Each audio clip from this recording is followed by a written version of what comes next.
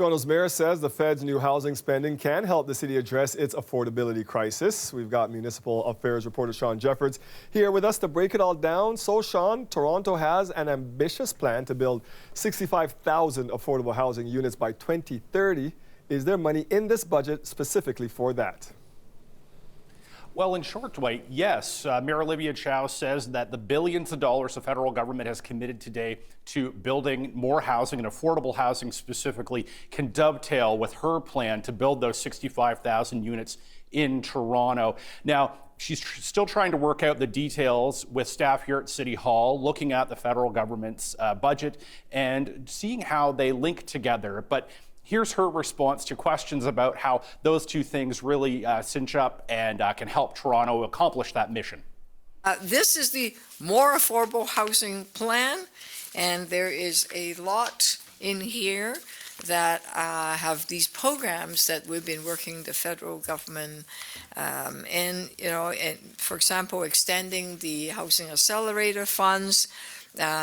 There's money to address homelessness in encampments, sheltering asylum claimants, which I talked about, enhancing affordable housing funds, etc. So there's quite a lot in here, which means for Torontonians, we can start building housing, and some percentage of it will be affordable.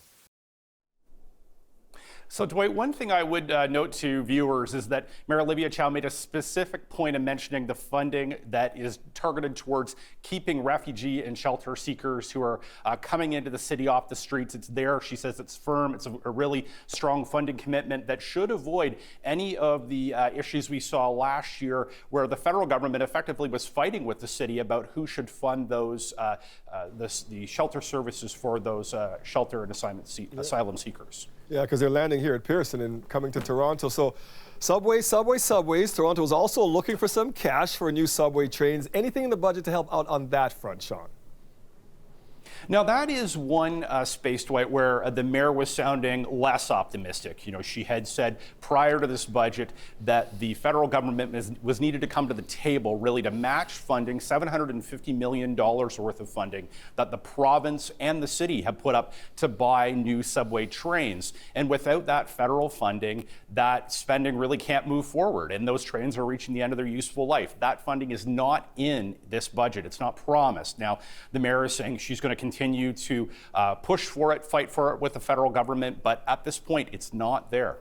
Shawn, I've got about 50 seconds left. Let's talk FIFA. $380 million, the federal government committed to any funding to help pay for that. Again, that also is not there, Dwight. I think we were looking for that funding just in the last few weeks, months. You know, you and I have talked about this. The costs to host the games for Toronto have gone up. They're $380 million now.